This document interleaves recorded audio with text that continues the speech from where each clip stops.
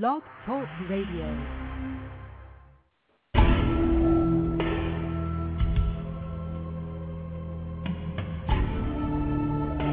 You are now listening to True Murder, the most shocking killers in true crime history, and the authors that have written about them.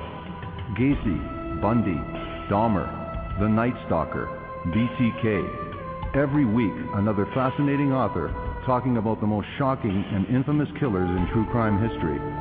True Murder, with your host, journalist and author, Dan Zupansky.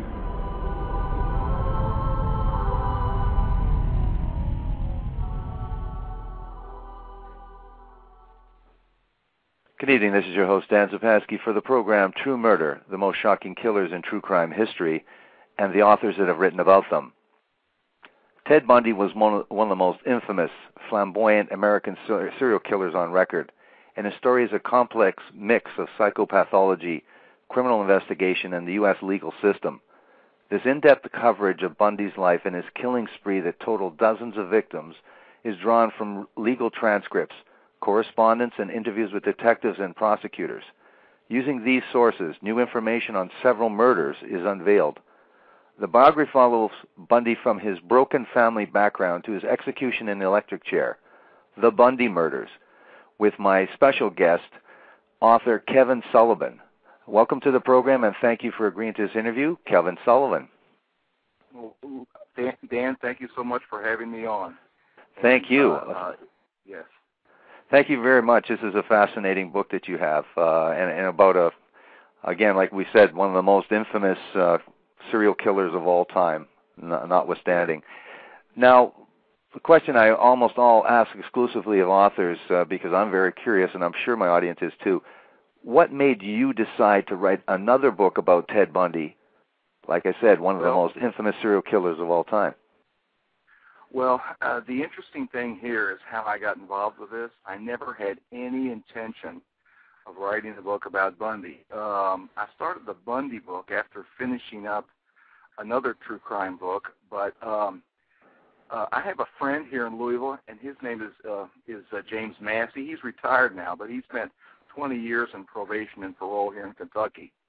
And I've known Jim for a number of years, and during our friendship, he's mentioned several times that he is good friends with Jerry Thompson. Jerry was the detective in Utah who broke the case and kind of brought Ted Bundy out of the shadows when he was arrested in August of 1975. He was arrested on a burglary charge, a suspicion of burglary. Well, anyway, we would talk about Jerry, but I got a call from Jim one evening in March of 2005. He said, in May, Jerry and his wife will be coming to Louisville. Would you like to have dinner, with us? And I said, sure, that would be great. But on the night that he came to town and Jim called me, Jim said these words to me. He brought the bag. And I said, what bag? He said, the bag that Ted Bundy carried. I said, oh, wait a minute. I remember you telling me that Jerry Thompson had in his possession Bundy's murder kit. I said, you're telling me you've got the bag right now? He said, yeah, it's in my truck. So we were due to meet, I think it was 7 o'clock or 6:30 up at a local restaurant here in Louisville, in a steakhouse. I said, Jim, could you meet me a few minutes early? So I went up there, and lo and behold, there's this brown satchel with all the implements that Bundy used all the time to kill these women, and so we got to go over it. Well, Jerry was here for 2 days, and so we had a nice dinner. We went back to their hotel afterwards. We sat around the pool. I interviewed him about that. I talked to him about the bag. I knew it would make a good story for Snitch. Snitch was a local newspaper here in Kentucky that was it was actually in 4 or 5 states at one time. By 2005, it was running editions only in Louisville and Lexington, Kentucky. So I interviewed Jerry, and so during the 2 days that he was here, Jim was able to keep this bag at his home. So I called him one night and I said, could I bring the stuff to my house to photograph it? He said, yes. So I picked it up from his house, and I was driving through a darkened neighborhood, just as I can imagine Bundy did many years ago, with this satchel on the seat beside me. And so I took it into my home, and I had my wife clear everything off the dining room table. And so I was able to take photographs of all of these things. And it was the most surreal experience. And so obviously, I wrote an article for Snitch, but and I'm getting a little ahead of myself. Before Jerry left town, he gave Jim, and he gave to me also, one of the green Glad bags, actually yard trash bags, that Bundy had in his murder kit. He had an open box of Glad bags. He had already used some of them on victims, probably the Colorado victims, so on and so forth, and maybe some Utah victims. But so when Thompson leaves town, here I've got this bag in my home. And, again, so surreal. I thought, the interest in this case is just building and building and building. So after the article was published in Snitch, time went on, and I kept reading all of the books that had been published, and I thought, you know what, I think I'll write a book about Bundy. And so that's how all of this happened. And what I'm about to say, we can get into it as it unfolds tonight. But the interesting thing was, a lot of people were saying, you don't need to write another book about Ted Bundy. Right. He's been done to death. Sure. But something with him, he said, keep pushing.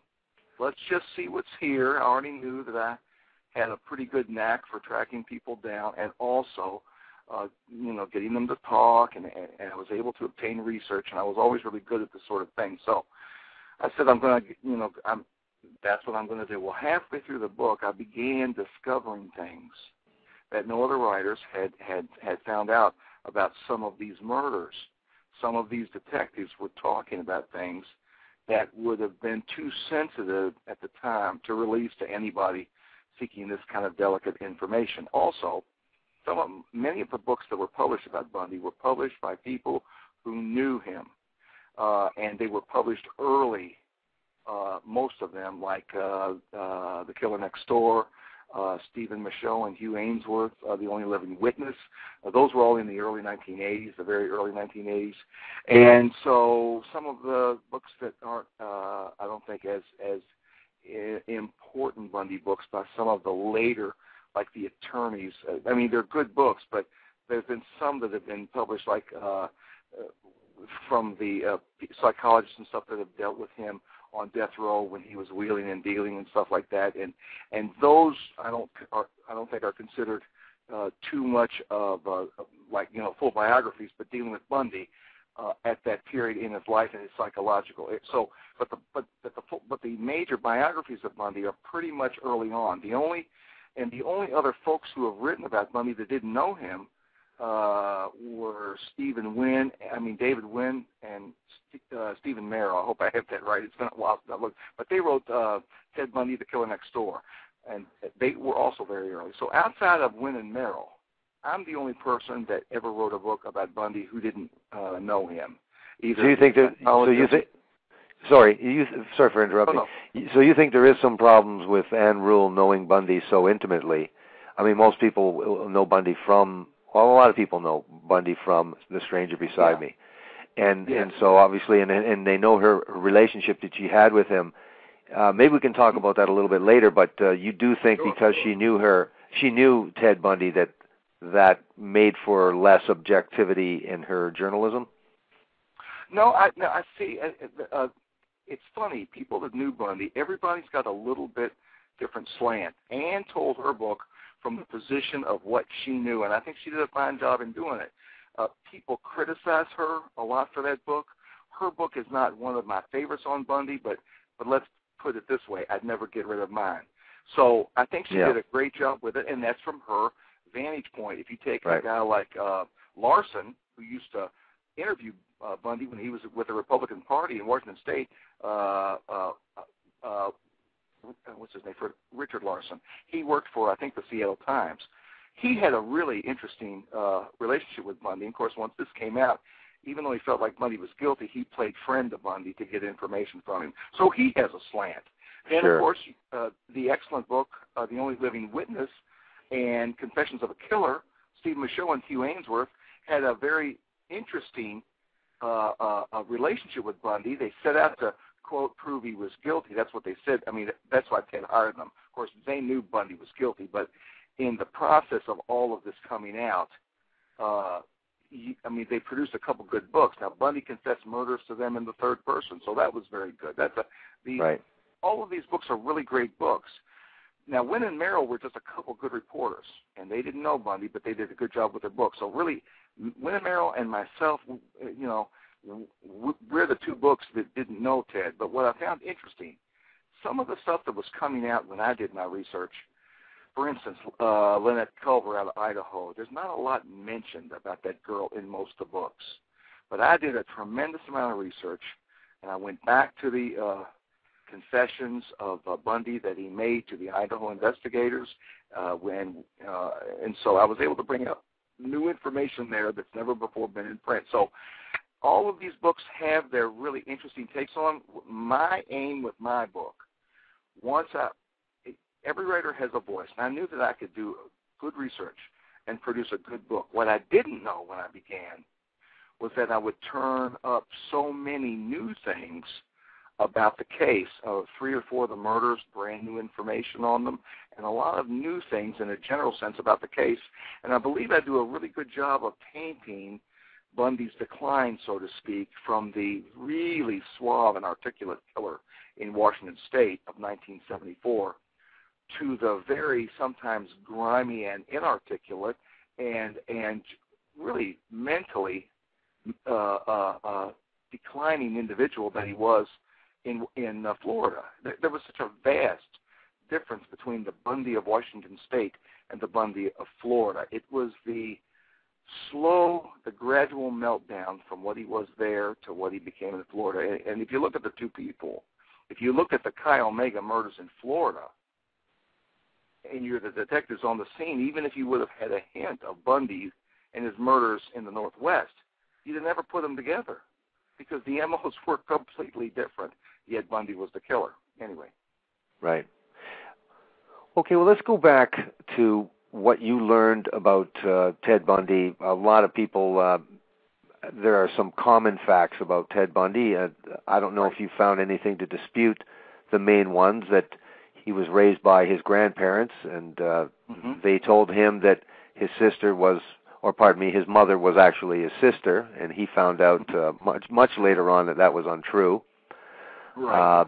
There is, I guess because he didn't bond with his father, there is always, and he never did know his biological father, there is always that psychological effect as well. What did you find that I think was surprising to you, that you like you said, you did a lot of the research by reading all the other available information. What did you find out that was unique in your investigation of Ted Bundy? Well, the main thing about, for instance, the childhood, it's apparent very early on that these were some difficult things for a child to have swirling around him as he grows up, to have his real father never to be there, to have an adoptive father that as he grew up he had problems with. It's true that he lived with his mother at her home with her parents, and so there was, I'm sure, a lovingness to the family towards him. Ted and Louise were very much accepted there.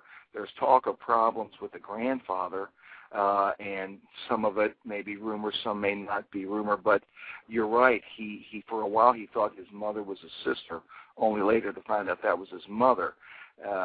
As I mentioned to some other folks when they were doing an interview of me, these things are hard on people and on kids growing up, but there were problems beyond that which was happening around Bundy, because he showed signs of what psychologists may call a fractured personality early on. His aunt said when he was 3, she woke up one morning to find Theodore placing kitchen knives pointing at her around her body. He had raised the cover and he had pointed these things at her. So that speaks of some severe problems. Certainly. That alone. And then something I and I think I mentioned this in the book too, could be the same aunt or another one, said that she was waiting with Ted at a like a train station at dusk. I think I put this in the book. I remember it from the research. And he seemed to kind of morph into another person, and that really bothered her. So for whatever reasons, he had psychological problems early on. And where most people, as they grow up, they will adapt to being adopted and having maybe a parent leave them early to where they don't even have any memory of them. And they don't like it, but they adapt and they go on. He never could. He couldn't deal with it.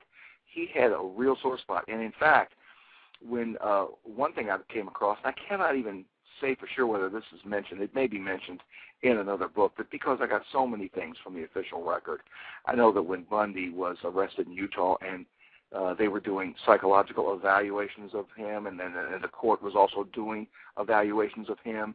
I know the probation and parole officer who was writing about the case for the judge, he said that when Bundy was asked about his real father, that his face became reddened and contorted, and it was all he could do to maintain composure. But he pulled everything together, and then he said something I quoted in the book, something to the effect, well, you could say that he left my mother and I and never returned. It wasn't exactly that. It's in the book. But the fact that this rage came up within him so much so that his face reddened and it became contorted gives you a good indication of what's floating around in this guy. So, he had his problems, and it could be that Theodore Bundy would have still become a very odd individual and maybe the same full-fledged killer, even if he would have had the most ideal surroundings as a child. So, So we'll talk about that a little bit later. Now, you say that that there were some problems at home, and obviously the trauma of finding out that his sister is actually his mother and his grandparents, and by this time there was a stepfather that he really didn't take a liking to. There was some major resentment towards him. Now, one of the, I think, again, the finding out about your mother is very traumatic, and you see that's oftentimes in some of these serial killers, some of the same scenario. But then again, at the same time, there was so much stigmatization for an unwed mother that there was some things done like this. So it was it was a lot more common than you would ever see now. The other thing was that Ted met a girl that he thought was the perfect woman for him, and she was beautiful and highly sophisticated woman. I guess Ted didn't come from a super wealthy background as well, so I guess he admired people that achieved wealth and were successful. Right. So tell us a little bit about this woman, and maybe, because it really sets up the significance of this woman in his later life. Right. Well, you touched on something very interesting. Bundy, of course, was adopted by Johnny Bundy, and, he was a cook at, I think, the Madigan Hospital, and, he and Louise, they were good to the children. They loved all their kids, and they did what they could to take care of them. But inside Bundy was a desire to have only the best of everything, and even from an early age, what he couldn't obtain through purchasing, which really wasn't a lot. Even from an early age, he learned to steal, and he had kind of a real contempt for anything that he would consider cheap or mediocre, either be they inanimate objects or people. And so he kind of viewed Johnny as not being the swiftest, mentally as Ted grew up. He was, I'm sure, a smarter individual than Johnny, but being smart doesn't always get you where you need to go. Right. That chamber, but the bottom line, he recognized the problems in Johnny Bundy. Now, this girl that he met, if you're speaking of Diane Edwards, she played a big part in his life. She was from San Francisco. I don't use her real name in the book. I'm just saying that's her name. And she was a good-looking woman. I've seen a picture of her. And other people have talked. I've talked to other people in Washington State and interviewed them who remember her. And they said she was a really nice-looking lady. And he was, I don't know where Ted, when he was dating her, where he thought all that was going, because he had so many other problems and his fantasy life was building. But apparently, even with Diane Edwards, he would take advantage of her. He would use her credit card to buy things, and because of things that just, I guess, bothered her about Ted, and because of perhaps feeling like in the end he wasn't going to go anywhere, they had a breakup, and that breakup was exceedingly hurtful to Bundy, so much so that he told his cousin, and I can't remember. I think this was in 1969. I'm not sure. It's been several years since I've done the research and written this. But I think it was 69. But he told his cousin, he said, "I've just got to get out of Seattle." And so he goes. It could have been 1968, and he goes back east to Philadelphia, where he was as a child with the grandparents and his mother. And I say in the book, I said, the flight to there, may have done him some good, but surely he wasn't able to keep the memories at bay about what Diane Edwards had done to him. Well, Ted wasn't one to let things go, and so they would see each other periodically. And then later, and this is when he was dating Liz Kendall, which Kendall is is the name she used for her book. Her real name is Clover, because I wanted to show respect to her. I used that name, Kendall, also. But when Ted was with her, he kept her so sequestered from his political life when he was working in the Republican Party with people like Ross Davis, so on and so forth. Ross told me he didn't even know about Liz, but he knew all about Diane Edwards. Well, right. Well, to make a long story short, just before his killing spree began in January of '74, he had gotten, he had entered law school, and he had impressed Diane Edwards, so much so that she recommitted herself to Ted, and they were due to get married. And this is the odd thing about it. Once she said yes, she goes back to San Francisco. They're supposed to be preparing for their, wedding, whenever that was going to be set, and he had won in his own mind. He had gotten her back. It was payback. He never even called her again. And by the time she contacted him later on, and I think that was already in January, could have been late December, but I think it was already in January, he was well on his way into that other life of killing, and he was passing from one realm to another where all normal activity was being suspended for all this diabolical stuff. So, but he didn't care. That was a payback. But I believe Edwards had a very great effect on him early on when she dumped him the first time. Right. Yeah, it's an incredible story. And again, around at the same time, he finds out that his sister is actually his mother. So it's a lot of traumatic experiences all at once. Now, but he still was focused on his career, was politically involved. He was a smart guy. Yes. He maintained his composure in front of his friends, and a lot of people have mentioned his facade. So he had a character that he built. He was a gregarious guy. He was an outgoing guy. Yeah. What happens next in Ted Bundy's life? Well, I should go back. As he grew up, he had a close circle of friends. He had a friend, Warren Dodge, and I can't think of it offhand. There was another fellow that was a really good friend of his, and so they did things together. I believe that Ted wasn't a big dater, so much so in high school, and they remember that there's a story this one fellow told, and it's in The Only Living Witness, about how somebody would come up to this fella and ask him to come to a party, at night. I mean, over the weekend. But they wouldn't ask Ted, and you could see that bothered him. So I think Ted was considered somewhat of a loner. He was different. God knows he had his problems growing up because Ted's personality was so fractured early on. And like I say, it might not be from everything that just happened to him. No one really knows why he became what he became. But as he grew up, he was able to mask a lot of things. But I think in my book, there's a big difference between, like, masking something, masking your inadequacies in life. There's a big difference between trying to do that and then trying to hide your diabolical life of killing women.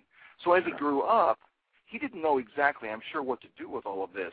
He's made statements like he didn't know exactly what it really meant to feel like a friend and have a friend. He knew his emotional state was different, but it was through the years that he was coming up and growing up. And as I say in the book, as he developed as a young Republican, and he was well liked. He was mentioned in the Seattle Times. Ross Davis, who was the head of something out there in the Republican Party, he talked about how doors were opening for Ted. I mean, everybody knew that this guy was going someplace.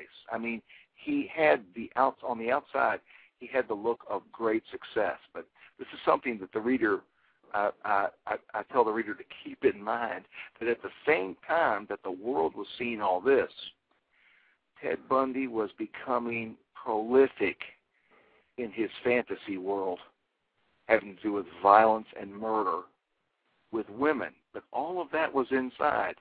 He could keep those fantasies inside. But he used to go out at night. He was a peeping Tom. And, nobody really knows when Bundy started to kill. Now, his official launch into murder was January 1974. And there is a difference. No matter if he killed before then, there is a difference in January of 1974, because that is the place where Bundy truly stepped out of one world and into another. From that point forward, his whole life was given over to only murder. Everything else beyond that was a facade. Even his relationship with Liz. He talked about maybe one day running for governor of, Washington State. He wanted to be an attorney. But by January of 74, he knew that he was just going to start killing women and keep killing women until he was caught, until he was either captured or killed. And so his priorities became less and less as he got into those killing years in 1974, and he would start shirking his duties in the Republican Party because he couldn't be in two places at one time.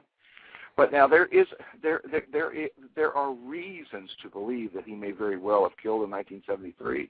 He may have even killed in 1969. I mentioned earlier about the psychologist books and people who dealt with him at in his end years, where a lot of researchers always go to those, but they might not view, but they certainly don't view those books, as far as from the people I've talked to, as being of the same as like doing a full biography because of this reason. Towards the end, I believe sometimes Bundy would make confessions to some folks that could be altered by him to help him gain more time, because these people were hired by the defense. And so he told Dr. Art Norman just a short time before he was killed that he killed two girls in New Jersey. Well, there are people that aren't so sure about that. He may have done that, or he may have said that to,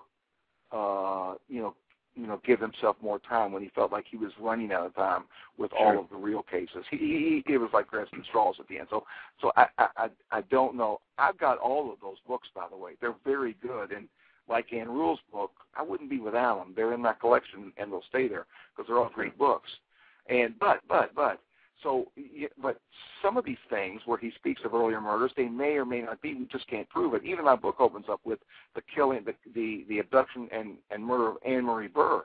He may very well have been involved, with that. And that was back in 1961. Bundy would have been 14, but we can't say for sure. He all but admitted it to Ron Holmes, a criminologist here in Louisville, who had a lot of dealings with Bundy at the end. So it may be true, it may not be true. But one thing is certain. Once he crossed over into that realm of murder, full throttle, so to speak, in 1974 in Washington State. There was absolutely no turning back, and he knew that. And so everything else became a facade on the outside. And I kind of likened Bundy to a predatory shark, especially as he goes through the years. By the time he's in Florida, and we can get into this later, but he's like a predatory shark. I mean, the guy is cut off from his family. He's cut off from all his friends. He makes it to Tallahassee after escaping from Colorado the second time, and he made it. Comes through Louisville, he goes he drives all the way down to he takes a plane out of Colorado on his second escape, lands in Chicago. Out of Colorado, lands in Chicago, takes a train to Ann Arbor, spends some time at the university there, steals a car, comes down through Louisville, dumps a car in Atlanta, takes a bus to Tallahassee. Nobody knows him down there. He could have maybe stayed down there for years, but after he was safe for a while, that desire to kill came back. But by the time he was in Florida, like I say, he was a different person. And he's little more than a predatory shark. What's a shark do? They don't travel in packs. They travel alone mostly. I mean, great whites do. That's what I'm told. And they just go out and they feed. That's all they do.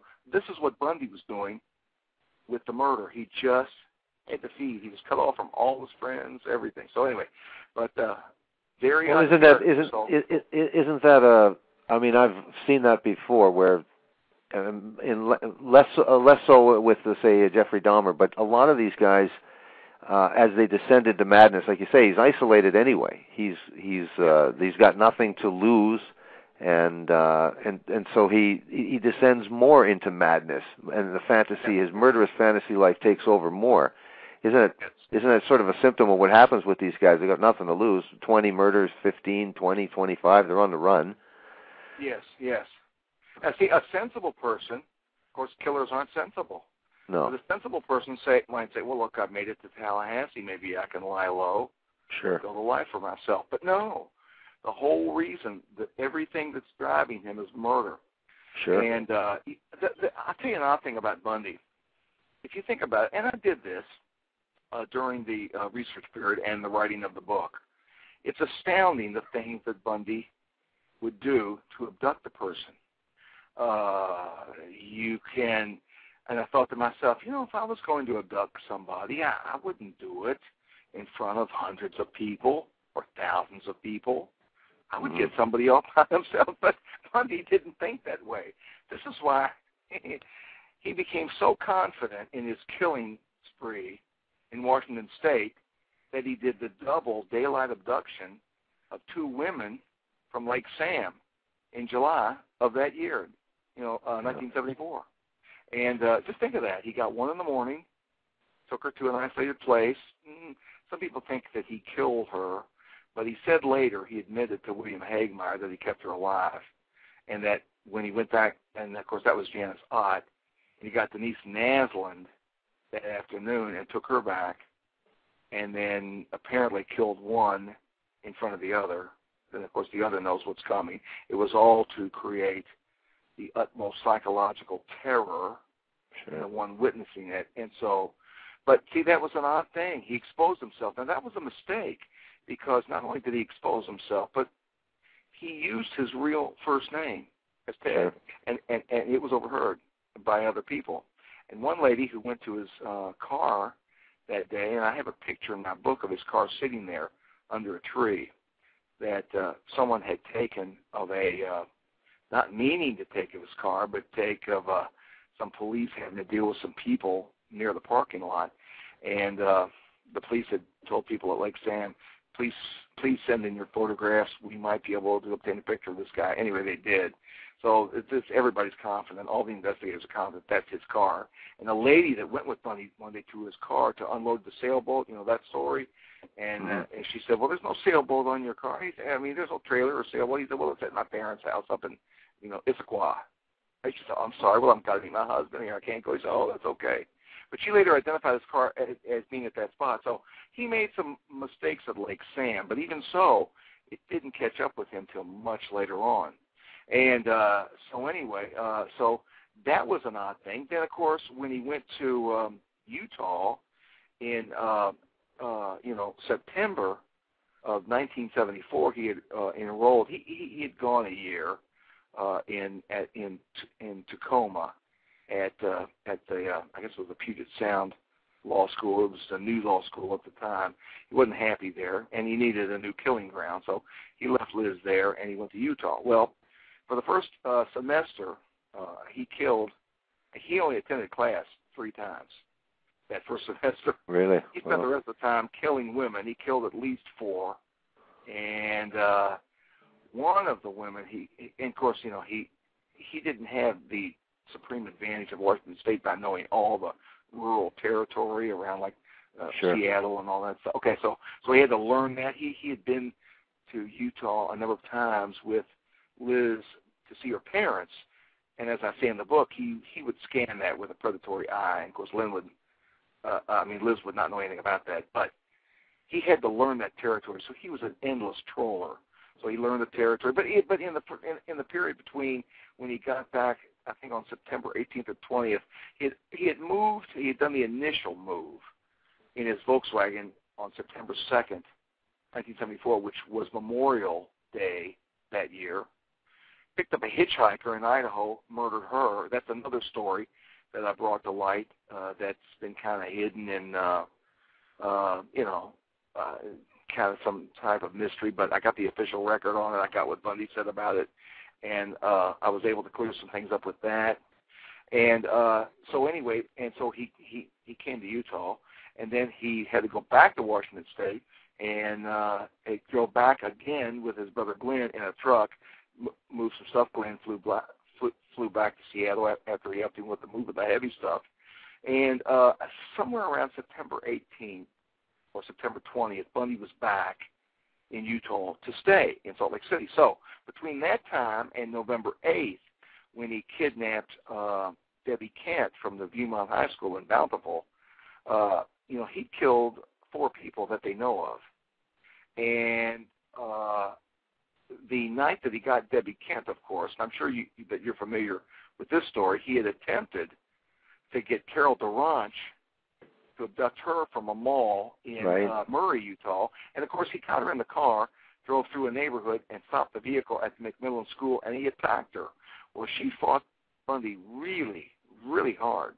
She really fought back, and he did something that had never happened before. He lost control of what was going on, and she got out of the car, and he jumped out over her passenger seat, tried to chase her, but there were these lights coming down the road, and that was I think it's a Wilbur and Mary Walsh, this older couple, and they picked her up, and he said, well, that's it. Got in his car.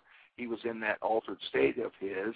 He needed that kill, and he had been to Bountiful a couple weeks earlier, picked up a brochure about this play at the Viewmont High School at the Bountiful Recreation Center. So he gets on I-15, shoots up to Bountiful. Check this out. He goes in, and of course there's pictures in my book. I've toured and photographed this high school. He goes into the front doors of this high school. It's teeming with people. Anybody could have been there from Salt Lake. It's a 15-minute drive, and anybody could have seen him. He's scouting for women. Okay, so finally he goes into the theater, and the number of people there that night were 1,500 people. Like I say in my book, he exposed himself to hundreds of them to abduct one of them. And the only thing he did to conceal his identity, which was almost ludicrous, was he just had a mustache. He was wearing a fake mustache. And he had changed his clothes from what he did in the Carol DeRanch thing. But to think of that, he's putting himself in the middle of all of these people in a well-lighted hallway and theater, because the show hadn't started, and he followed Debbie Kent out, and he got her. So these are the odd things that Theodore Bundy would do. He's acting like a desperate thief that needs to rob a bank for some heroin or something. It really is unusual that a man acts that desperate. Like you say, 15 minutes later, he's without any disguise whatsoever in front of people in broad daylight. He's looking for another victim and gets another victim. Yes, incredible. And the sad thing is it worked. See, this is the thing about Bundy. I think he developed an arrogance I really believe he felt like he was untouchable. I mean, if we didn't know the story of Theodore Bundy, and somebody was going to write fiction about a guy like this who abducts people in front of thousands at Lake Sam, he goes into an auditorium to abduct. I mean, it's almost, in my view, it's almost not believable because it's just too risky. But you see, I'm speaking from a normal mind. Most people out there, everybody, normal mind, it just doesn't compute. But to a psychopath like Bundy, and a successful one at that, it seemed like the perfect thing to do. And so, well, he has some. Yeah. He has some ruses though that are quite clever. The Carol de Ranch, he poses as a police officer and he has his handcuffs. Other times he's posing with a cast or that he needs help. And the thing, what I always thought, there are some photos too, and maybe it's just me, but he really does look like Greg Kinnear. I don't know if you know who Greg Kinnear is. Yeah, but he looks like that kind of wholesome, all-American actor, so it must really help. And in many, if you look at a lot of the women, not to say that most women aren't pretty anyway, but I mean, his victims were especially attractive women that he targeted. These women, many people have said he targeted women that looked like his first girlfriend that rejected him. So it's incredible. Well, that's true, and in fact, some people find a link between that. Of course, it is my belief that if Diane Edwards would have never dumped him, and let's say he would have even married her, I still believe he would have gone on to kill women because he had such a fantasy world going on that no one knew about, where it had to do with violence against women. And like, for instance, just prior to 1974, his sexual desires and those things changed. And he was wanting Liz to do things that Liz didn't consider normal. And this was a change. She noticed this. And like what? She go along, well, for instance, he was wanting anal sex. She didn't want to do that. And she didn't. She said that was new. This came out in a report. Jerry Thompson interviewed her, and Detective Valentine and Detective Ira Beale, they all flew up to Seattle to see her, and later she was sorry about saying all this because she had her back and forth about Ted. But also he was wanting to tie her up, and she did allow that a little bit, but she saw his sexual desires changing. But it's like I've said before, if Liz would have complied with everything, it still wouldn't have been enough because it had to include violence and it had to ultimately include murder. Certainly, yeah. Certainly. So it didn't matter exactly. So even if he would have married Diane Edwards, and really Bundy was not going to marry anybody. He knew his life was going to be one of murder and murdering women. So, but even if he still, I believe, would have become that killer. But there was an arrogance in Bundy, and what's sad is he proved over and over again that his bizarre theories of being able to abduct women in broad daylight, or really just about whenever he wanted, turned out to be true. Now, the difference between, let us say, Washington State and Utah, and of course, when he was in Utah, he started killing when the investigation became too hot and heavy in Utah. By January, he was killing in Colorado. And he also spent more time in class in that second semester. And then he killed in Idaho. But by the time he got to Florida, his killing was, of course, where at one time he was real concerned about evidence. By the time he got to Florida, and this is part of his meltdown, he was leaving evidence everywhere. It just didn't matter. It was just of course, that's before a lot of DNA, so it wasn't easy to catch a killer that way. But he left evidence behind to where once he was caught, it was easy to match up a great deal of evidence against him. But Bundy was proven correct so many times on his theory of being able to abduct at will. But like I say, he was articulate, handsome. He was all those things, and he was like a magnet to women. But in Florida, he actually repelled women. He tried to pick up women at the disco just across the street it's on the same side of Chi Omega. It's gone now. Charades or charades. But instead of like being in Washington State where women would sit down and talk to him and think, oh, he's such a good-looking guy, he's nice, sure, I can go to this car with him. They were weirded out by this guy. They were repulsed by this guy. It's like he was putting on vibes. He was a totally different creature by then. And so his days of abducting openly were just about over. And it's like I say in the book, he couldn't coax conscious women to leave with him on the night of the Chi Omega murder, so he attacked unconscious women. That's how far he had descended.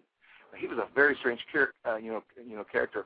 In the annals of, like I say in the book, predatory murder, Bundy made, he was like making headlines. And he knew it. He's a very, very unique killer. Bob Keppel said there's just nobody out there like him. He's just so different. He's just a very odd man. What was the, for people that don't know, and I mean, a lot of people know that he beat people with crowbars and baseball bats, but there was talk of necrophilia and there was talk of trophies. Give us the full extent of, not the methodology, the actual signature of Ted Bundy. Okay. The main thing that Bundy enjoyed was his tastes changed. He was definitely into necrophilia. He told William Hagmeyer, and he probably told Bob Keppel later, he said he's had as many as 4 heads in his apartment in Washington State when he lived at the Rogers house, the place where all the people. Yes. So thank you. The rooming out. My mind went blank. Yes, as many as 4 heads. Now, it's my opinion. He used those 4 heads for sexual purposes because Bundy was into necrophilia. He told Bob Keppel that. He kicked it up a notch when he got to Utah, and this is what I mean. There is evidence to suggest, and I mean strong evidence, that he kept both Debbie, or I should say Melissa Smith, and Laura Ann Amy alive, and no doubt in his rooming house, probably carried them up the fire escape. And the reason why I say this, and it's been touched upon in other books, and I bring it out in my book, is that when the body of Melissa Smith was viewed, they calculated how long she had been dead, and it was like, 5 days, but if you double that, whatever. And I break this down in the book. It means that she was kept alive for some time, a number of days, before she was actually killed. And she was also washed up. Her hair was washed. Her sister said when she was shown the body, she was wearing makeup that she did not own. So Bundy probably, cleaned her and washed her hair and, put on lipstick and did all that stuff, and then finally released her into the wilds for, natural decay. But he kicked it up a notch, and very, very brazen. So there's a good chance that, and Bundy would, the main way that Bundy would take control when he was going to use a crowbar is just to smash him in the head. Now, it usually didn't kill him. He didn't even want them to die, because Bill Hagmeyer himself told me that Bundy used to enjoy knocking them out and then having sex with them, perhaps anal, perhaps, vaginal, from behind, and he choked them to death while he did this. And, of course, that is for physiological reasons of the tightening of the muscles, so on and so forth. So he enjoyed that a lot. And now here's something interesting that I found out. Of course, Bill Hagmeyer sat in every confession that Bundy made at the end, every single one of them. And he, some people criticize Hagmeyer, and it's so stupid that they've done so. But they criticized him at the time for getting so close to Bundy and, befriending him. But Here you got a serial killer, and you got a guy who works with the behavioral science unit. Of course, he's seeking information about the killer. Ted got to like him, and course, he befriended Ted, and Ted warmed up to him. So he wanted to confess everything to Hagmar. Hagmar said, you need to tell all the detectives from all these states, but I'll sit in here with you. Well, I got a call one day, or I called this particular detective, and we were talking about the girl named Lynette Culver. And Mike Fisher said, well, you know, I talked to Russ Renault, who was the chief investigator out of Idaho at the time, who did the confessions with Bundy. And Renault told me that Bundy got her and that he drowned her in the bathtub. And that was the manner of death. He did that. So right. I called Hagmar. I thought, well, Hagmar can give me the skinny on it. Well, Hagmar didn't even. He said, look, I mean, I have a lot of respect for the detective that told you that, but I sat in on that confession, and that wasn't mentioned. Well, I had to call Russ Renault. Russ said, well, here's why Bill didn't know it.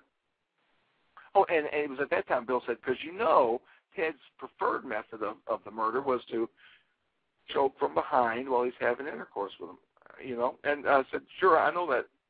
Well, I talked to Russ. He said, well, here's what happened. He said, we had only an hour. We were covering 2 cases. Bundy was making confessions about the hitchhiker that he kidnapped and murdered on September 2nd of 1974 on his way to Salt Lake City. Well, and then we talked about the Lynette Culver girl. So he said we were going back and forth quickly.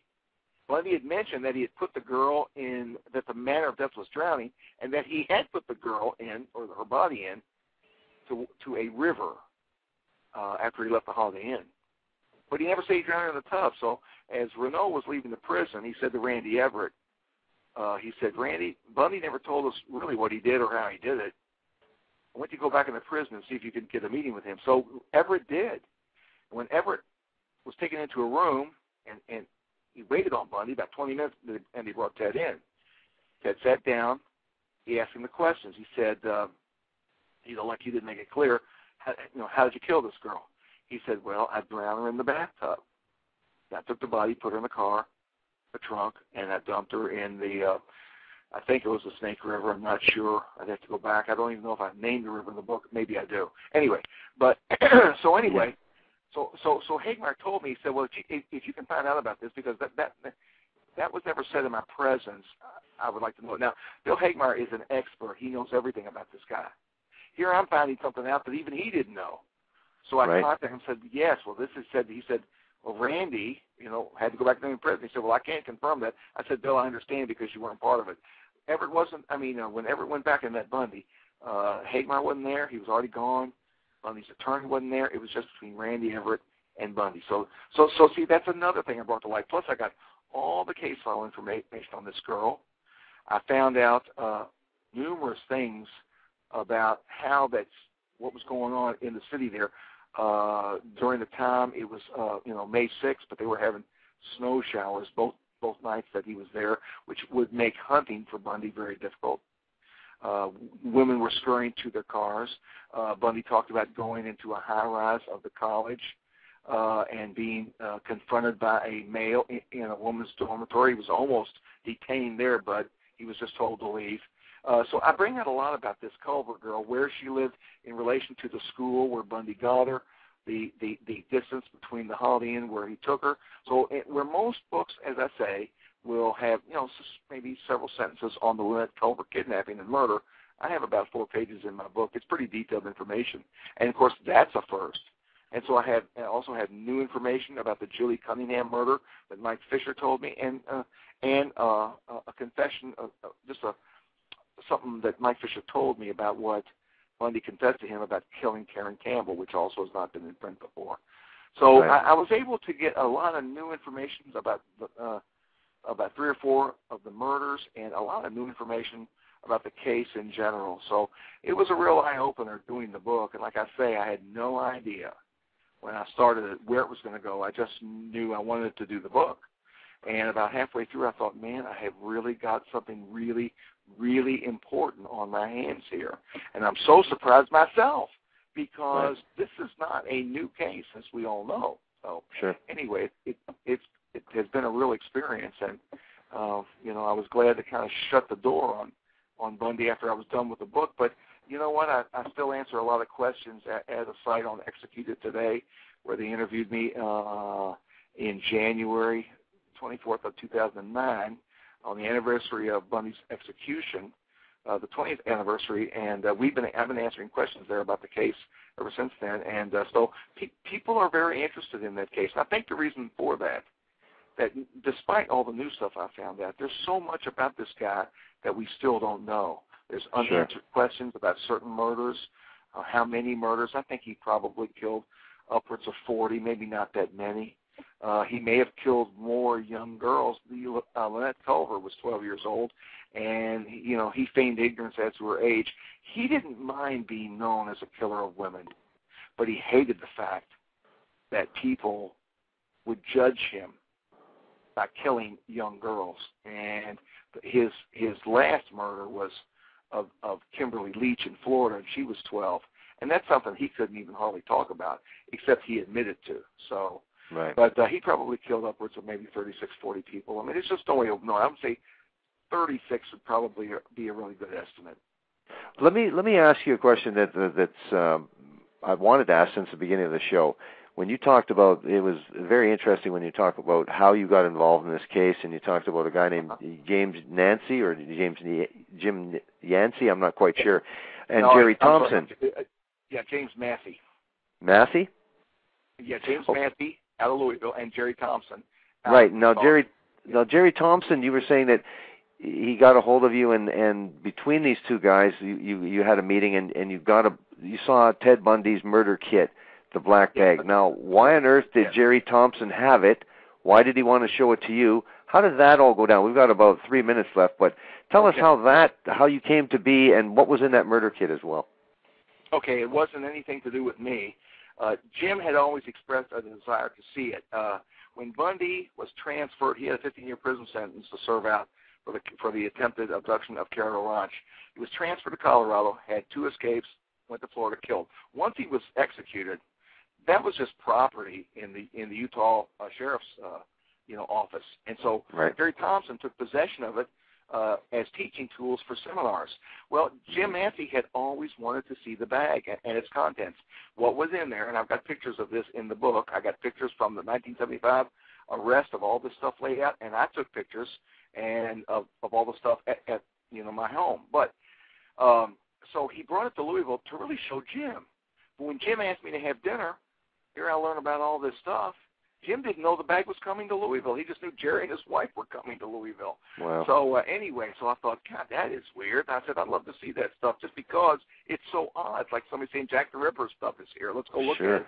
It's almost like some kind of detachment from it. But that's how that happened. If it wouldn't be for the connection of Jim Massey and Jerry Thompson and that bag coming to Louisville, I would never have written about this case. It was so odd. But inside the bag, it was a ski mask. Then there was an ice pick, 2 right-handed gloves. That's for dragging bodies through the woods. They were only right-handed. One was a puffy ski-type glove, and the other was a brown woolen glove with like leather on it. There was a rope for binding hands and feet or choking. There was an electrical cord that was definitely used for choking. There was Bundy had taken a bed sheet, cut it up into strips for the binding of hands and feet. Those still have the FBI tags on it. And let's see, what else was in the bag? There was the Glad bags. There was a flashlight. And I don't know, but there's a picture of all this stuff on the dining room table in my book. And like I say, there's a picture of there's a pretty famous picture. In fact, if you go to the site Executed Today, there will be a little thing on there on the first page, say, join the conversation with Kevin Sullivan, author of the Bundy Murders, or something like that. If you click on that, you can go to a story and you can see both pictures. But it was just absolutely surreal. And like I say, meeting Thompson would have been great, and that might have turned into a snitch article. I guarantee you, without having that stuff in my hands and being given that bag, I don't think I would have been driven to write a book about this guy, just to be honest. But thank God I was, because I think once it was done, I thought, well, this is if I could say so myself, a great book. Yeah, yes, it is. But anyway. And you've done a great service, too, because there's a lot of people, like you say, there's a lot of people that are very interested in this. There are other Potential victims, certainly. People, everybody's in agreement. And there is a fascination with Ted Bundy because he's all those things that fictional psychopathic killers have: the charm, the education, the good looks, and the beautiful victims, and incredible. And then the escape. It's a fascinating story, and you have just added to the incredible myth of Ted Bundy, but cut through it with some real good hard facts about some new material. So I want to thank you very much, Kevin Sullivan, for a great interview, and for your book, The Bundy Murders, Kevin Sullivan. Thank you very much, and have a great evening, Kevin. All right, we'll see you later. Thanks, Dan. Thank you, Kevin. Bye-bye. You've been listening to the program True Murder, the most shocking killers in true crime history, and the authors that have written about them, with my guest, Kevin Sullivan, The Bundy Murders. Have yourself a good evening. Good night.